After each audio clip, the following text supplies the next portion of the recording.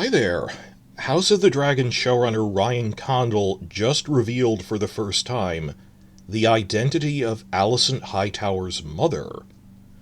He was describing a scene from episode 1, not really a spoiler, but when Alicent is lighting those votive prayer candles as seen in the trailer, and this is a prayer she does weekly, daily, that she routinely prays in the Great Sept, lighting the prayer candles, and he described that, well, you hear her saying Viserys Targaryen as she lights a candle for her husband who just died, and that right after that, you get the sense this is something she's done for years, she lights another candle and says Alerie Florent. And he explains because that's her mother.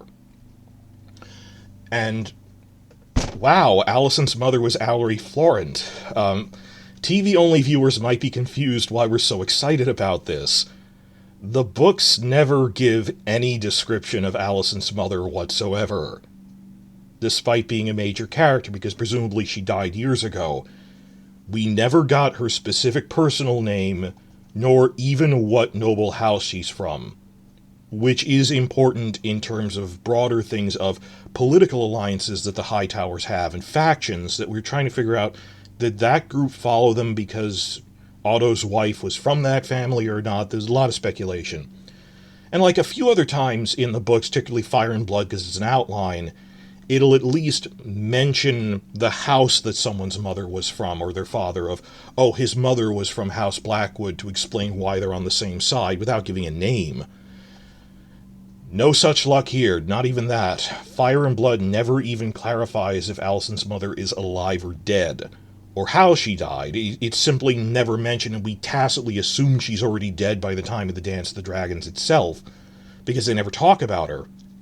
Well, there is one line right at the beginning where it mentions, again in passing, that when Otto Hightower was first named Hand of the King, this is 20 years before the Civil War, that when he was first named as Hand of the King, he brought his wife and children with him to court. That's it. That's nothing. And this is years before Queen Emma died, which is when the TV show starts, and Rhaenyra named it. No, this is back at the time of the Great Council in the prologue. Remember the end of episode 4 when Viserys is explaining how his father died, Balon, who was the second son, and that's why they held the Great Council. And because his father was Hand of the King to his own father, Jaehaerys, Otto then replaced Balon as Hand of the King. So this is like 2 years before Viserys was even king. He was named as Hand. And Emma could have died like 3 or 4 years after that or something. They played around with the timeline a little. Given that Daemon was insulting Otto about his wife's death and he hadn't been at court for a while, I get the impression it wasn't like last month, but it might have been 2 or 3 years before the TV show started. That loosely matches the books, that early in the reign of Viserys, Otto's wife must have died. Now, there are 2 other things we know about her from TV supplements. This isn't from the book, it's things the TV show worked out about Alicent's mother, which you think, this shapes who Alicent is. That's why it's important, even though the character is dead, of a relationship with her mother. And the actors know that back in season 1, on the official podcast interviews with cast members, Emily Carey talked about how she worked out what was Alicent's relationship with her mother like, how did that shape her as a person, and, like, she writes journals and stuff trying to think out her character. A lot of work went in relative to, she's in 5 episodes.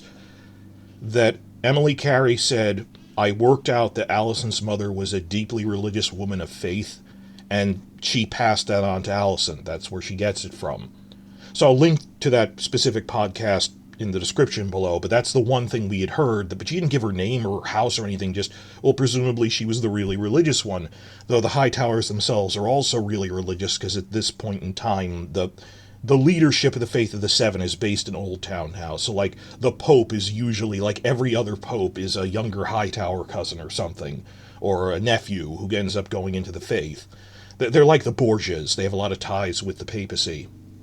Well, that's the first thing. The second thing, not widely reported on yet because it was obscure and I've just been so busy I couldn't get to it.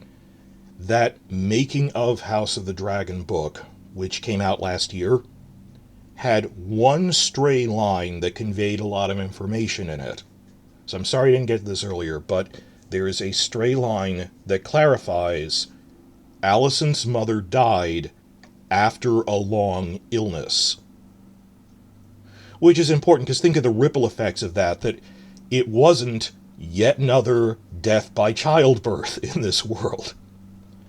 That makes complete sense of when you think how that shapes the mindsets of these characters. Look at young Rhaenyra directly explaining in episode 4, I'm afraid of and resentful of marriage because of the high rate that even noble women in our world die in childbirth in this setting. I don't want to die in childbirth like my own mother. While in contrast, Alicent isn't particularly frightened of pregnancy. The physical process, I mean, obviously she's lonely being in the castle, but in terms of the physical process, like episode 3, when they're in the carriage heading to the royal hunt, when she just casually goes, oh, Aegon came quickly enough and without complications. It's fine that I'm traveling, not just being sequestered away, but I'm traveling out on a royal hunt to a campground while pregnant with Helena. And Rhaenyra shoots her a look that, oh, I'm having an easy pregnancy, and like my mother had a series of miscarriages, then died in childbirth. So think about how much that affects their mentality, that some people the past 2 years have speculated, did Alicent's mother die in childbirth? Officially, no. And it makes more sense that she didn't. It was just after a long illness, like cancer or something, I don't know. But that makes a lot of sense. But those are two things we already knew of. Well, she was probably very religious, and she probably didn't die of childbirth because Alicent isn't afraid of childbirth. The new information, the point of this video, the implications of this specific name they picked, which will be spoken aloud in dialogue in the first episode, Alerie Florent. Well, start with the personal name, I guess, though. This is more trivia. In the main A Song of Ice and Fire novels, Alerie is actually the name of Margaery and Loras Tyrell's mother, Alerie Hightower, who is still alive and appears in the books, but was cut from the TV show just because they didn't feel like it. Kind of forgot. It's weird how quite a lot of people, I don't blame them, just TV-only people who assume they'll have to show how the Hightowers and Velaryons later died out because they were never mentioned in Game of Thrones. They don't die out. I mean, they're just not quite as powerful as they used to be as political fortunes rise and fall. Like how the Tyrells aren't really in Season 1 that much because they were royalists who fought against Robert, so they're not in political favor, but even then they're still relatively powerful. They used up a lot of, the Hightowers and Velaryons used up a lot of their money and influence in this civil war, so, like, the Velaryons aren't the equivalent of a great house anymore, but they still command the royal fleet. They still rule Driftmark. It's just they're not quite at the level they were 200 years ago, but they're around and arguably thriving, prospering at least, just not as much as they used to. And how much that influences fans, and I've seen so many people going, they'll have to explain how the black characters get killed off. They wouldn't be. They're still around. The Velaryons side with Stannis. And it's even more ridiculous for the Hightowers that Margaery's mother is alive and a Hightower in the books. And they cut her out just because. That is silly. By the way, I've seen more than one TV first viewer asking if Alicent is an ancestor of Margaery Tyrell, because she kind of reminds them of Margaery. Well, not a direct ancestor, but yeah, Margaery's mother was a Hightower. Just remember that Otto is the younger brother. We saw his older brother Hobart in the first half of Season 1. He talks to Alicent at the wedding. His older brother is the one who actually rules Oldtown. That's the main branch of the family which subsequent rulers would descend from. So the Margaery and everyone, they descend from Hobart, not Otto. They're the older branch. So Alicent is Margaery's 8 generations removed great aunt. That Rhaenyra to Daenerys is about 8 generations. So they're relatives, not a direct ancestor. But apparently, assuming Ryan Condal and his writers invented this name and it didn't come from George R. R. Martin himself, though we should ask. We'd ask, did you get that name from Martin? Did you have to extrapolate it?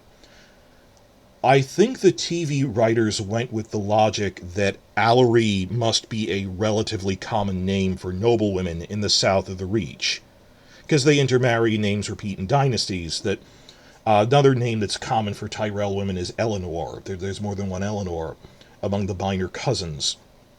And actually, they've already done this with the other Hightowers that we see in House of the Dragon, that Hobart is himself named after, well, a minor Hightower cousin, that Otto's brother was unnamed in Fire and Blood, because during the 10-year time skip, he dies of old age.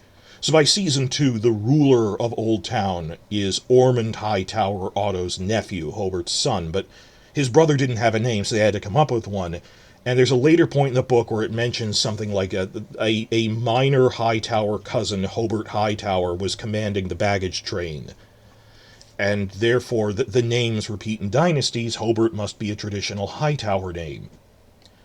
That's what I would have done, that this entirely fits the world. It's realistic. I mean, guys, if you've read the books, in the comments tell me, how many Walders are there in House Frey? Because they keep naming their children Walder to try and impress Pappy Frey. Or how Brandon is a common repeated name in House Stark, or the Targaryens use Aegon a lot. So okay, Hobart is a common name for them in the family. Well, that also extends to Hobart's wife, who was not even identified in the book. She's named Lynesse Hightower. Remember, she briefly interacts with Alicent. Her and Hobart go up to Alicent during the wedding when she has the green dress. Lynesse was the name of Marjorie Tyrell's maternal aunt, that her mother was Alerie Hightower. Alerie's sister, her aunt, was Lynesse Hightower, the wife of Jorah Mormont, the expensive one who left him. So Lynesse, Hobart, Alerie, these are names you would expect Hightowers to have, that they just reused 2 centuries earlier on the assumption that they repeat in dynasties. That makes complete sense. And this is all just trivia of, well, have they come up with Alerie? That's entirely fitting. The bigger issue I've been building up to, which is the point of the video, is specifically the political implications, because marriage is politics in this world. The political implications that Otto's wife was a Florent. Fire and Blood doesn't actually say which side the Florents were on, though we assumed they were on the Hightower side because most of the south of the Reach was. But why am I fixating on this so much? Up to this point, I strongly assumed that Alicent's mother was a Redwyne.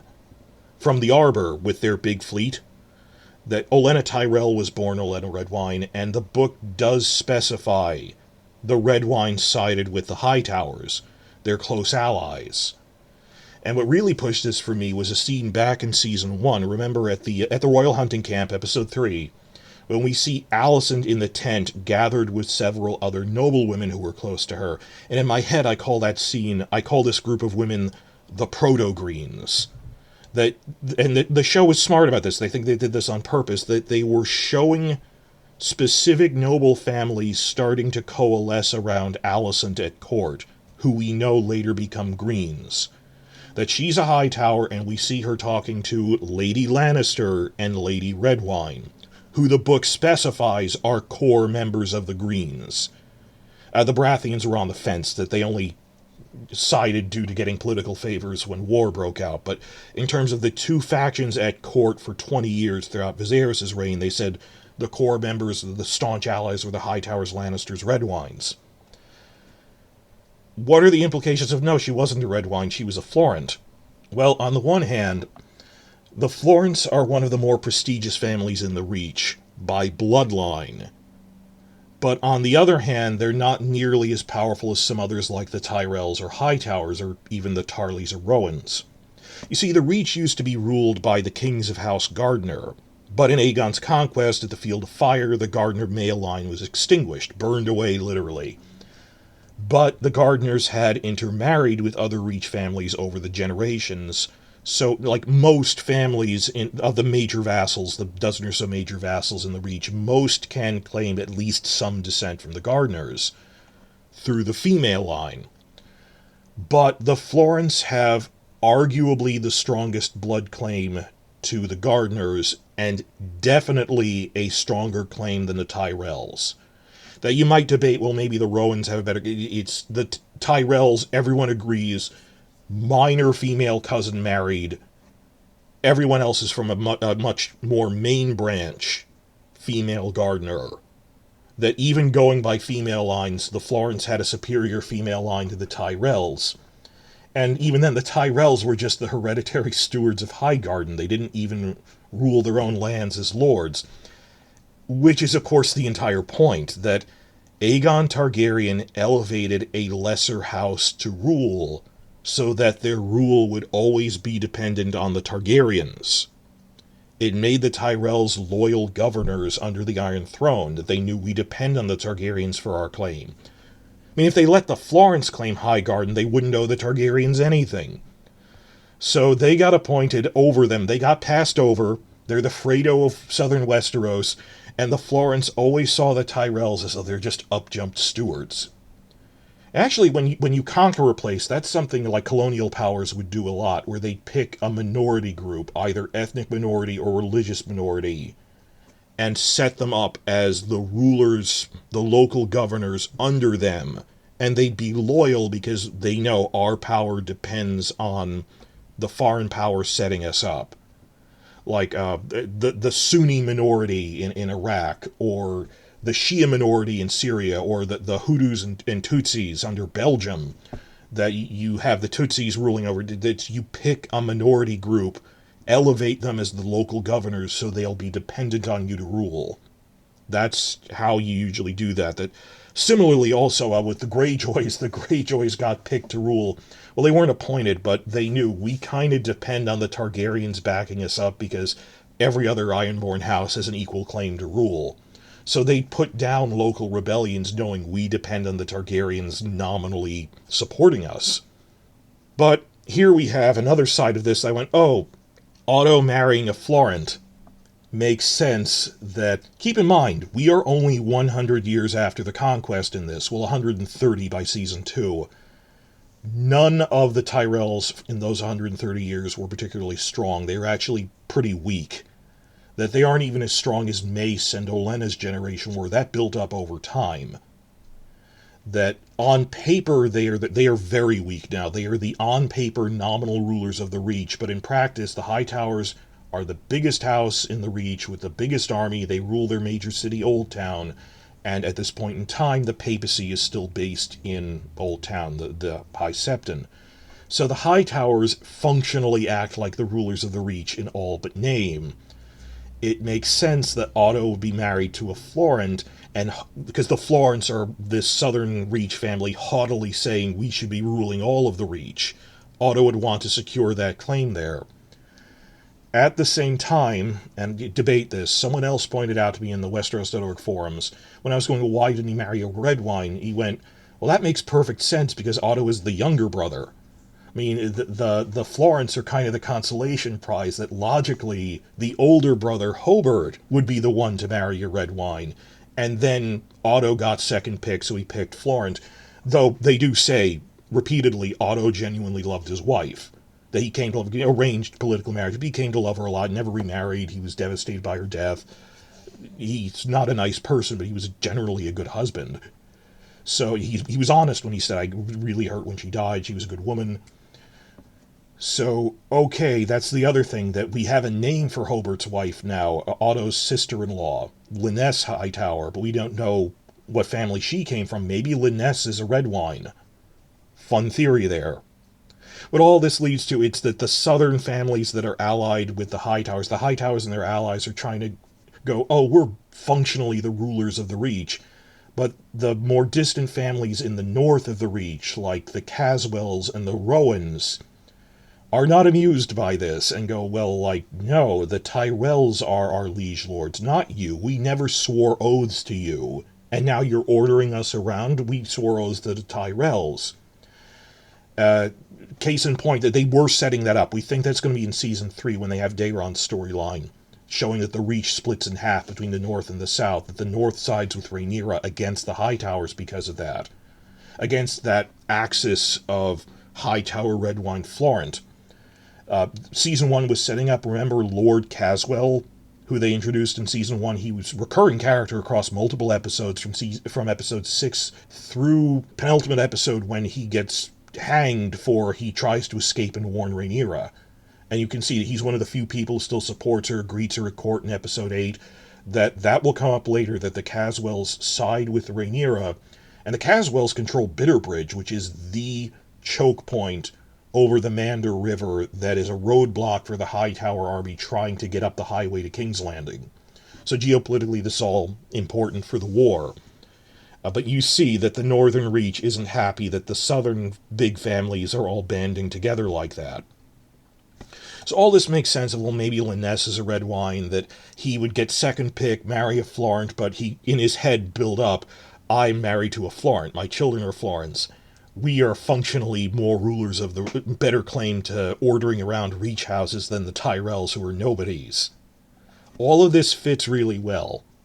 And I like that. I like that they figured out, well, Alerie is probably a recurring name. I know it's just, it's a character who's long dead. The identity of Alicent's mother, and in a feudal world, her blood ties and therefore political alliances to which house it depends on, are important. And also from a character perspective, that it shaped who she is. Another thing that others, I'm not this smart, others pointed out to me after the revelation that Alicent is half Florent. This is trivia, but on her mother's side, that people have pointed out, Alicent's iconic costume that she was introduced in when Emily Carey first appears in episode 1, not at the tournament, but when they're in the garden with the weirwood, she's introduced wearing clothes that match the color scheme of House Florent's heraldry. And if this was a coincidence, it was a big coincidence. We think they did this on purpose. I'll have to ask. That their sigil is a red fox surrounded by light blue flowers on a white background. Alicent is a redhead, well, auburn, wearing a light blue dress trimmed in white from the layer underneath. So people put these two photos next to each other and went, this looks like the Florent heraldry. I will have to ask about that. Well, outro here. Listen to Emily Carey's interview on the official podcast for season 1. I'm going to link that below, on what Alicent's relationship with her mother was like and how her religious devotion comes from her. And she came up with a lot of background. She said she wrote journals about this. It's not official canon, and she kept stressing that. It's just the prep I did as a professional actor. I have to figure out what was this person's life like before we see them, relationship with her parents. And case in point, another thing Carey came up with is that when they were younger, Alicent's mother, Alerie Florent, caught her and Rhaenyra practicing kissing, then scolded them both about it and separated them for a bit, and Alicent's had confused feelings about that ever since, as they were young teenagers swirling with hormones at the time. But Carey herself does stress in it, this is just my personal headcanon. It was never official canon with the writers, and in fact, I played it deliberately ambiguous whether Alicent's feelings for Rhaenyra are outright romantic or not, because even Alicent doesn't know, because young girls aren't as scared of intimacy as men. It is common for young girls to have very intense friendships with their best friends that blur the lines between romantic or platonic, and it can be very confusing. And I understood what she meant. She said, I'm not trying to, bait people on this. It's friendships among young girls converge on romantic intensity. I get that. And she just came up with the idea that her mother might have even stumbled on them practicing kissing, and scolded them, and years passed and they stopped and they're still hanging out as friends. But long story short, Alerie Florent told her daughter, you're still young, you'll outgrow it.